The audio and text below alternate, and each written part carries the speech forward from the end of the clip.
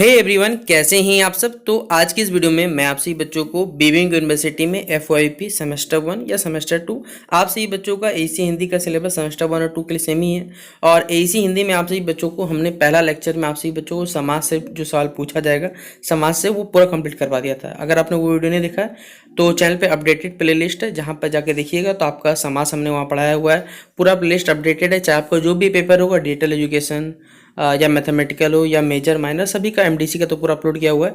आप जाके वहाँ से लेक्चर देखिए, अपने अपने एग्जाम की अच्छे से तैयारी करिएगा। और आज का ये वीडियो होगा हमारा, इसमें आप सभी बच्चों जो ग्रामर पोर्शन है, व्याकरण से पर्यायवाची शब्द हो गया, आपका अनेक शब्दों के एक शब्द हो गया, फिर आपका मुहावरे हो गया, ये जो टॉपिक रहा है ना आपका सिलेबस में दिया हुआ है, ये सारा का सारा आपका जो टॉपिक रहेगा वो आज के इस वीडियो में कवर किया जाएगा। तो पूरा वीडियो अगर आप लास्ट देख लीजिएगा तो आपके जो सारे डाउट रहेंगे वो क्लियर हो जाएंगे। तो चलिए आज के वीडियो को हम लोग शुरू करते हैं। देखिए पहला क्या है, इसको देखिए पर्यायवाची शब्द का दूसरा नाम क्या होता है, समानार्थी शब्द। अगर आपसे पूछेगा कि पर्यायवाची शब्द किसे कहते हैं, दो ऐसे शब्द जिनका एक से कह सकते हैं, दो या दो से ज्यादा कह सकते हैं मतलब होता है, उसे हम लोग क्या कह सकते हैं, समानार्थी शब्द, या तो कहा जाए पर्यायवाची शब्द। यानी अधिक से अधिक एक शब्द मान के चलते, एग्जाम्पल जैसे लिखा हुआ है अग्नि, अग्नि का हमारे पास क्या है, समान अर्थ वाले बहुत से शब्द निकलता है। आग है, अग्नि है, अनल है, पावक है, दहन है, हुतासन है। इस प्रकार हमारे पास ऐसे शब्द जिनका क्या होता है, एक शब्द है लेकिन बहुत सारे समान अर्थ वाले कैसे शब्द बन सकते हैं, उन्हें हम लोग क्या कहते हैं, समानार्थी शब्द या तो पर्यायवाची शब्द के नाम से जानते हैं। अब अक्सर पेपर में देखिए जो सवाल पूछा जाएगा वही मैं आपसे बच्चों यहाँ पे लेके आऊँ, क्योंकि एसी हिंदी के सिलेबस में जो रहता है वो क्लास कहा जाए आप 9, 10, 11, 12 के बेसिक जो एग्जाम में पूछे जाते हैं वही सवाल मोस्टली यहाँ रिपीट होता है। तो वही सवाल देखिए मैं भी आपको यहाँ बताने की कोशिश करूंगा कि कौन कौन सा पेपर बन सकता है। तो पहला ही देखिए आपसे अग्नि के बारे में पूछा जा सकता है। दूसरा अगर पूछा जाए अंधकार के बारे में, अंधकार का क्या लिख सकते हैं आप। अगर आपको देखिए पेपर में देखिए सवाल क्या बन सकता है कि आपको ऑप्शन दिया रहेगा अंधकार के निम्नलिखित में से कौन सा कैसे पर्यायवाची शब्द है, आपको कैसे मालूम चलेगा, आपको याद होगा तब ना, इसलिए देखिए वो सिलेक्टेड क्वेश्चन आपको पढ़ना है। तो अंधकार का क्या हो सकता है, अंधेरा हो सकता है, तिमिर हो सकता है, तम हो सकता है, अंधियारा हो सकता है। इसी प्रकार कहा जाए तो अमृत का आप क्या सकते हैं, अमी लिख सकते हैं, सुधा लिख सकते हैं, पीयूष लिख सकते हैं। अमृत का देखिए बहुत सारे मतलब निकल सकते हैं। असुर का दानव हो सकता है, दैत्य हो सकता है, धनुज हो सकता है, निशाचर हो सकता है, राक्षस हो सकता है। आंख का तो बचपन से पढ़ते आ रहे हैं, नेत्र, नयन, लोचन, चक्षु, यहाँ पर दीर्घ लिख सकते हैं। तो इस प्रकार आप लोग अपने हिसाब से भी याद जो बचपन में रखे हैं वो भी याद रख सकते हैं, और कुछ सिलेक्टेड आप लोग यहाँ से याद करना चाहिए। अगला हमारे पास है देखिए आकाश का। आकाश का क्या हो जाएगा, गगन, नभ, आसमान, अंबर, अंतरिक्ष, व्योम, ये सब के सब जो है वो आकाश के नामकरण होते हैं। कपड़ा का क्या हो सकता है, चीर, वसन, दुकुल, पट, ये सब के सब कपड़ा का क्या होता है, हमारे पास पर्यायवाची शब्द होता है। कमल का पंकज है, जलज है, नीरज है, सरोज है, अरविंद है, कमल है, ये सब के सब कमल के क्या होता है, पर्यायवाची शब्द है हमारे पास। किनारा, किनारा मतलब होता है तट वाला इलाका, तीर या फिर कगार इसे कहा जाता है।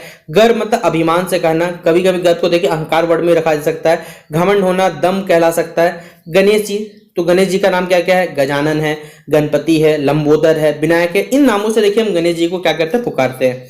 अगला हमारे पास है घर। घर का भवन हो सकता है, गृह हो सकता है, आलय हो सकता है, निलय हो सकता है, सदन हो सकता है। घोड़ा का अश्व, तुरंग, लाहर, बाजी, ये हाय, ये सब गोटक, ये भी क्या होता है, चंद्रमा का चांद, शशि, सुधाकर हो गया, हमारे पास शशांक है। ये सब के सब इंद्रू कहा जाए या कैसे निशाकर कहा जाए, ये सब के सब चंद्रमा के क्या पर्यायवाची शब्द होते हैं।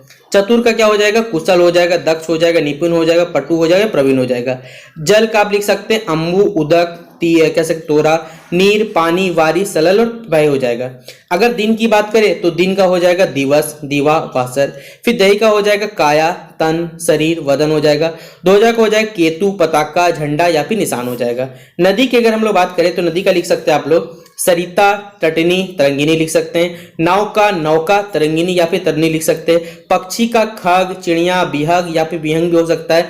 पत्नी का अर्धांगिनी, दारा, भार्या या फिर सहधर्मिणी हो जाएगा हमारे पास। पत्थर का पाषाण, प्रस्तर, उपल हो सकता है। पवन का आप लिख सकते हैं हवा, वायु, समीर, ये सब के सब या फिर मरुद भी लिख सकते हैं। ये सब के सब क्या होते हैं, हमारे पास पवन के पर्यायवाची शब्द होते हैं। अगला हमारे पास है देखिए पर्वत का। पर्वत का क्या लिख सकते हैं, गिरी है, नग है, पहाड़ है, शैल है।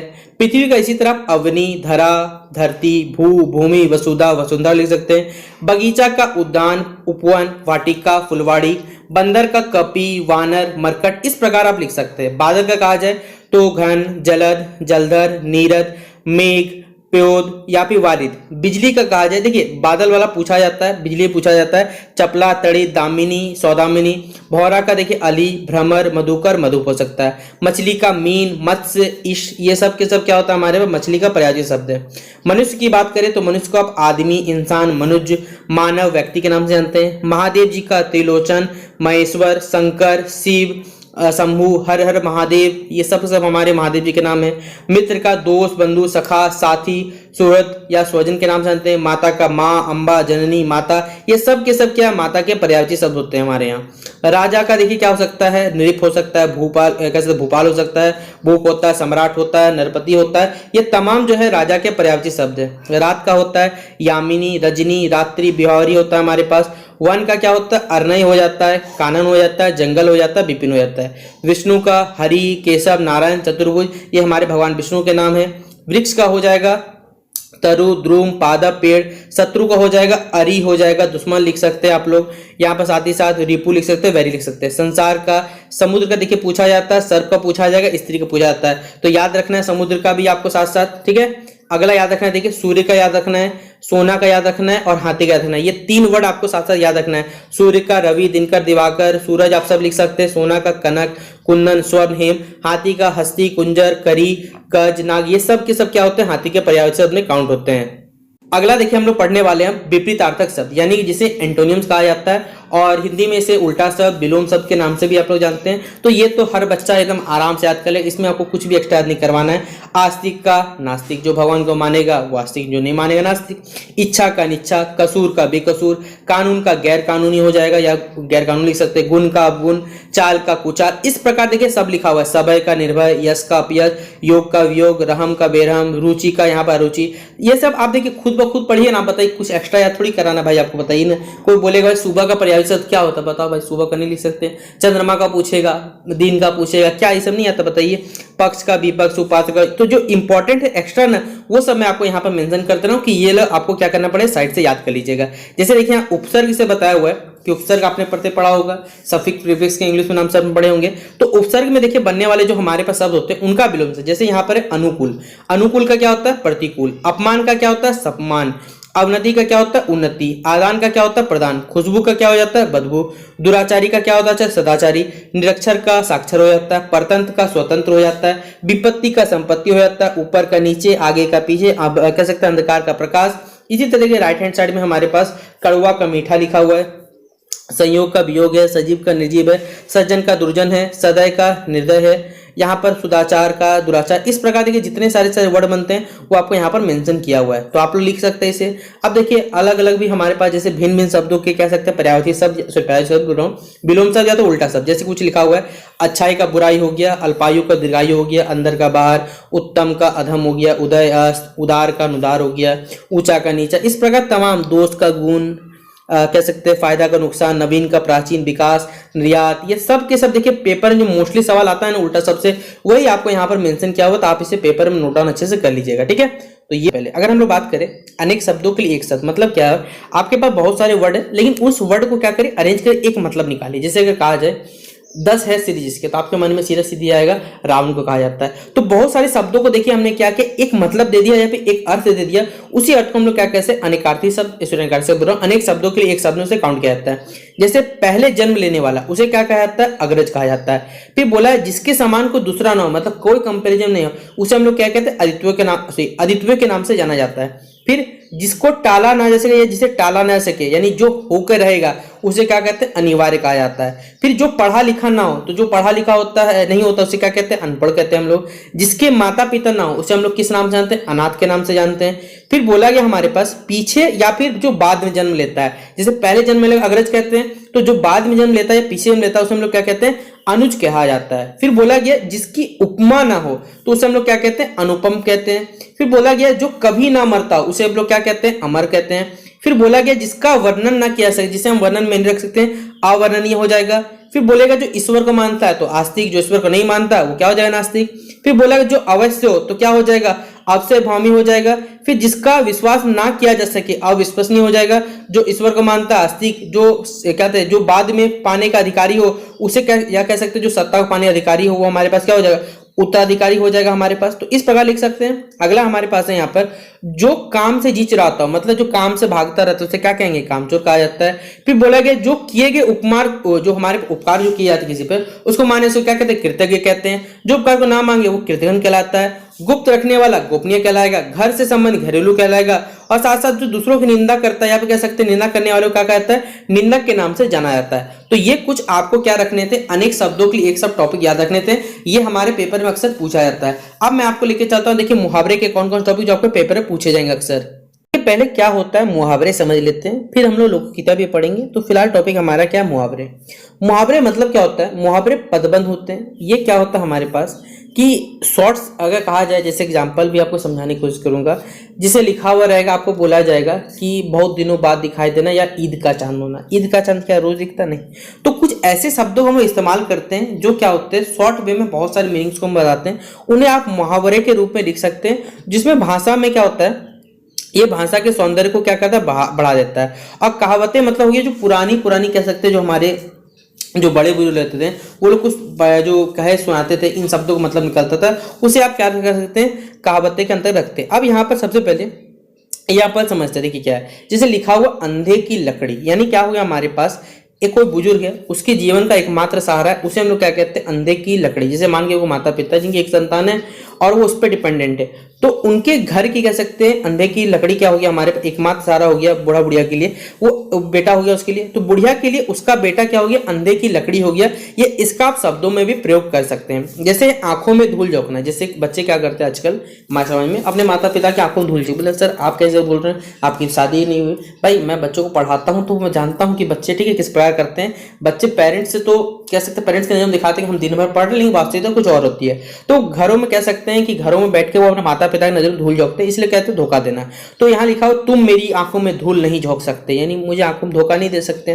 फिर बोला आकाश पाताल एक करना, यानी बहुत अंतर होना। जैसे लिखा हो उसकी कथनी अग्नि, बोलता कुछ है करता कुछ, इसलिए उसके आकाश पाताल का एक कर देना कह सकते हैं, उसमें अंतर होता है। फिर आग बबूला होना, बहुत क्रोधित होना। जैसे आप प्रथम पिताजी किसी का दोष देखते ही, मतलब किसी की गलती होते आग बबूला हो जाते थे, फायर हो जाते हैं, यानी बहुत क्रोधित होते। ईद का चांद होना, जैसे मैं एग्जांपल में आपको दिया, बहुत दिनों के बाद दिखाई देना, यानी आपका मित्र अगर मान कीजिए बहुत दिनों के बाद दिखाई दे, बोले अरे भाई क्या आजकल तुम ईद का चांद हो गए हो, मतलब बहुत दिनों के बाद दिखाई दिए हो। तो ये से लिखा हुआ, जैसे कुछ उदाहरण यहाँ पे दिया हुआ, शादी के बाद तुम तो ईद के चांद बन गए हो, यानी बहुत दिनों के बाद आप सभी बच्चे यहाँ पर दिखाई दिए, इस प्रकार मतलब निकाला गया है।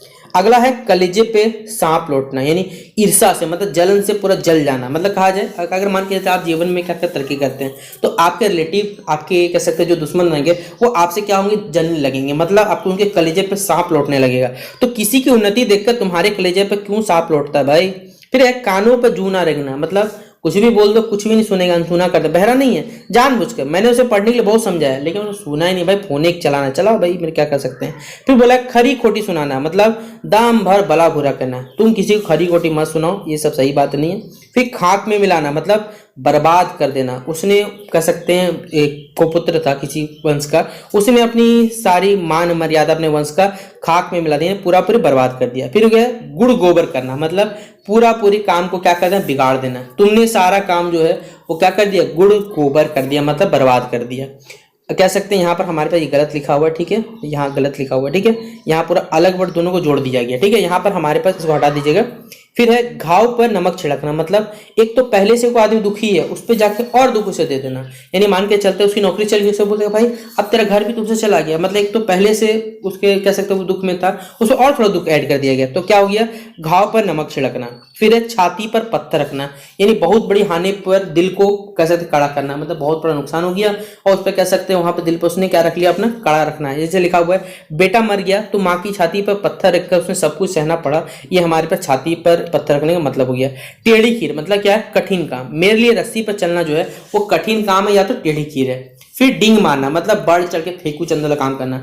वो मेरा दोस्त एग्जाम्पल लेता है, बहुत बड़ी डींगे मारता, मतलब फेंकता रहता बेचारा, ठीक है, तो इसे लिख लीजिएगा आप। फिर है दांतों तले उंगली चबाना, मतलब आश्चर्यचकित रहना।